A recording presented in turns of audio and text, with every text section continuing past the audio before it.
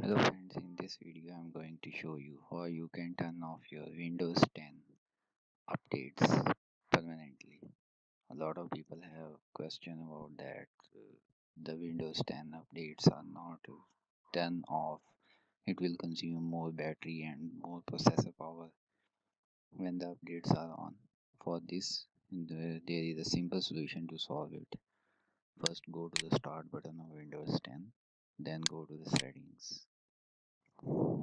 In settings, just type here administrative tools. You can see the administrative tools. Click on it. Here, select the services. Double click on it.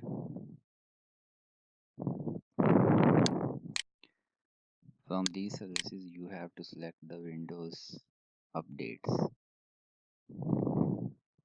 Scroll down and find out Windows update.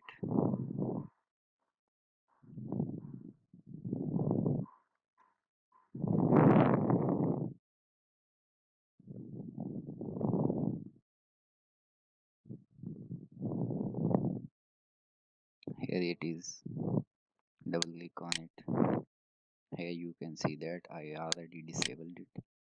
If you do not have disabled it, it will automatically select it that automatic. Just click on the disable and go on to the log on the recovery section.